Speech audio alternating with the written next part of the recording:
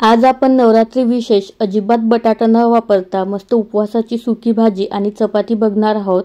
ह्या चपात्या तुम्ही बघू शकता, जरा देखील बटाटा न वापरता सुद्धा अगदी पुरीसारख्या टम्म फुगलेल्या आहेत आणि छान मऊ लुसलुशीत तयार होतात आणि दिवसभर अशाच छान मऊ लुसलुशीतच राहतात। अजिबात चिकट वगैरे होत नाहीत। जशी गव्हाची चपाती होते ना, अगदी त्याच चवीची ही उपवासाची चपाती लागते आणि भाजी सुद्धा खूपच चमचमीत तयार होते। ज्यांना उपवास करायचा आहे पण फक्त फळावरती राहत नाही तर अशांसाठी आजचा मेनू अगदी परफेक्ट आहे। तर चला तर मग जास्त वेळ वाया न घालवता रेसिपीला सुरुवात करूया। तर सर्वात आधी आपल्याला साबुदाणा लागणार आहे। तर इथे मी मेजरिंग कपने 1 कप एवढा साबुदाणा घेतलेला आहे। साबुदाण्याचं प्रमाण इथे फिक्स नाही आहे, तर कमी जास्त आपल्याला लागू शकेल। तर इथे मी 1 कप साबुदाणा घेतलेला आहे। हा कढईमध्ये टाकू आणि कमी ते मध्यम आचेवरती जवळपास 4 ते 5 मिनिट याला भाजून घेऊ। साबुदाणा जसजसा भाजून होणार तसा तो फुलायला लागतो। अशा वेळेस गॅस बंद करून घ्यायचा आणि एखाद्या प्लेटमध्ये याला काढून थंड करून घ्यायचं आहे। तर याला मी एका प्लेटमध्ये काढून घेतलेला आहे आणि जवळपास 15 ते 20 मिनिट पूर्ण थंड करून घेतलेला आहे। पूर्ण थंड झाल्यानंतर याला मिक्सरच्या छोट्या भांड्यामध्ये टाकायचं आणि मिक्सरला तुम्हाला शक्य असेल तेवढी याची बारीक पावडर करून घ्यायची। जर तुम्ही जास्त प्रमाणात बनवत असाल तर गिरणीमधून सुद्धा हा साबुदाणा दळून आणू शकता। तर इथे मी साबुदाण्याची पावडर बनवून घेतलेली आहे। तर थोडासा हा जाडसर आलेलाच आहे, तरी सुद्धा याच्या चपात्या छान मऊ लुसलुशीतच तयार होतात। आता आपण याला बाजूला ठेवून देऊ। आज आपण अजिबात बटाटा वगैरे वापरणार नाही आहोत, तर त्याऐवजी आपण कच्ची केळीचा वापर करणार आहोत। इथे मी 2 कच्ची केळी घेतलेली आहेत। व्हिडिओमध्ये दाखवल्याप्रमाणे चाकूने याला कट मारून घ्यायचं आहे आणि हे 2 कच्ची केळी कुकरमध्ये ठेवायची। यामध्ये 1 ग्लास पाणी टाकायचं आणि 2 शिट्ट्या आपल्याला कमी ते मध्यम आचेवरती काढून घ्यायच्या आहेत। केळी छान मऊसूत शिजायला हवीत। ही केळी शिजत आहेत तोपर्यंत आपण भाजी बनवून घेऊ। तर आज आपण बटाटा न वापरता सुद्धा मस्त उपवासाची चमचमीत भाजी करणार आहोत। तर त्यासाठी सुद्धा आज आपण कच्च्या केळीचाच वापर करणार आहोत। तर म्हणजे आज आपण कच्च्या केळीची भाजी करणार आहोत। तर इथे मी 3 कच्ची केळी घेतलेली आहेत। याला जसं सुरुवातीला चाकूने कट मारून घेतलेला होता त्याच पद्धतीने कट करायचं आणि साल काढून घ्यायची। या पद्धतीने साल अगदी अलगद निघते। आधी एका केळीची साल काढायची आणि त्याचे पातळ पातळ काप आपल्याला इथे करून घ्यायचे आहेत आणि करून झाल्यानंतर लगेचच पाण्यामध्ये टाकायचे आहेत, कारण ही कच्ची केळी ना लगेच काळी पडते। आणि परत दुसऱ्या केळीची साल काढायची आणि त्याला सुद्धा बारीक कापून घ्यायचं आहे। तर या पद्धतीने केळी अजिबात काळी वगैरे पडत नाही। भाजी करण्यासाठी कढईमध्ये मी 2 पळी तेल टाकलेलं आहे। या भाजीसाठी तेल थोडंसं जास्त टाकायचं।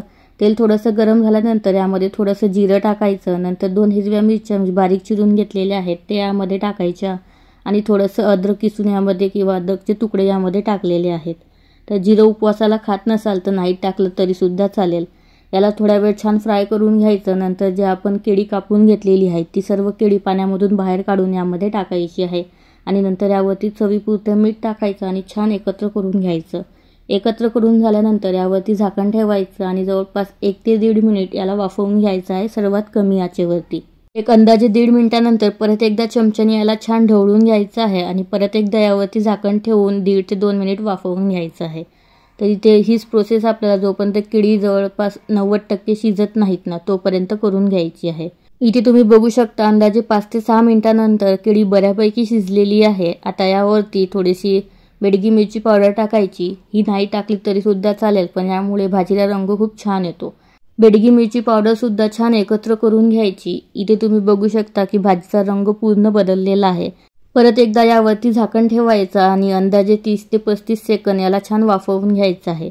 आता सर्वात शेवटी यावरती भाजलेल्या शेंगदाण्याचं कूट टाकायचं। तर कूट खूप बारीक न करता थोडंसं जाडसर ठेवायचं। यामुळे भाजी चविष्ट तर लागतेच आणि ती दिसायला सुद्धा सुंदर दिसते। इथे मी जवळपास 2 ते 3 चमचे एवढं शेंगदाण्याचं कूट टाकलेलं आहे। याला सुद्धा छान एकत्र करून घ्यायचं। तर अशा प्रकारे कच्च्या केळीची भाजी आपली तयार झालेली आहे। आता झटपट आपण चपात्या सुद्धा बनवून घेऊ। तर त्यासाठी जी केळी आपण शिजवून घेतलेली होती कुकरमध्ये त्याला छान कुस्करून घ्यायचं किंवा बारीक किसणीने किसून घेतलं तरी सुद्धा चालेल। नंतर यामध्ये चवीपुरतं मीठ टाकायचं। नंतर इथे मी पोहे खाण्याचा अर्धा चमचा चिली फ्लेक्स टाकलेला आहे। याऐवजी तुम्ही हिरवी मिरची सुद्धा टाकू शकता। नंतर थोडंसं जिरं टाकायचं। जसं की सुरुवातीला सांगितलं उपवासाला बरेचसे लोक जिरं खात नाहीत, तर नाही टाकलं तरी सुद्धा चालेल। नंतर जे साबुदाण्याचं पीठ आपण बनवून घेतलेलं होतं त्यापैकी सुरुवातीला मी 4 चमचे एवढं साबुदाण्याचं पीठ टाकून घेतलेलं आहे। तर आधी आपण कच्च्या केळीमध्ये याला छान एकजीव करून घेऊ आणि गरज वाटलं तर परत यामध्ये साबुदाण्याचं पीठ टाकायचं आहे। तर इथे हे मिश्रण मला थोडंसं सैलसर वाटत असल्यामुळे परत 2 चमचे एवढं साबुदाण्याचं पीठ मी यामध्ये टाकून घेतलेलं आहे। इथे साबुदाण्याचं पिठाचं प्रमाण हे कमी जास्त होऊ शकतं। तर याला परत एकदा छान एकजीव करून घ्यायचं। आता गरजेनुसार किंवा थोडं यामध्ये पाणी टाकायचं आणि एकदम छान मऊसूत असं आपल्याला याचं कणिक भिजवून घ्यायची आहे। यामध्ये मी अंदाजे 5 ते 6 पोहे खाण्याचे चमचे पाणी वापरलेलं आहे। तर इथे कणिक भिजवून झालेली आहे। आता यावरती झाकण ठेवायचं आणि फक्त 10 मिनिटांसाठी याला मुरवत ठेवायचं आहे। तर साबुदाणा पाणी शोषून घेतो। इथं मी 10 मिनिट याला छान मुरवून घेतलेलं आहे।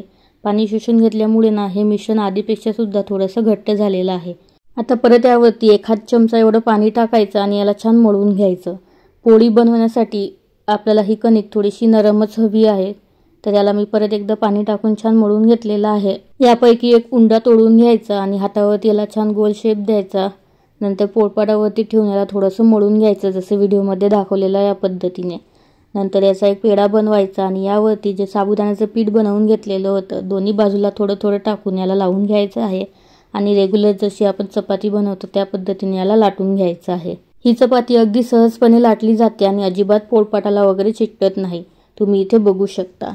आता इथे कडेकडेने याला थोड्याशा चिरा पडलेल्या आहेत। तर एखादी गोल प्लेट वगैरे घ्यायची आणि त्याने याला छान गोल आकार द्यायचा आणि उरलेला भाग सर्व परत पोळीसाठी किंवा चपातीसाठी वापरायचा आहे। इथे मस्त गोल गरगरीत अशी आपली चपाती बनून तयार झालेली आहे आणि मस्त पातळ अशी ही चपाती लाटून घेतलेली आहे। तुम्ही याची जाडी सुद्धा इथे बघू शकता।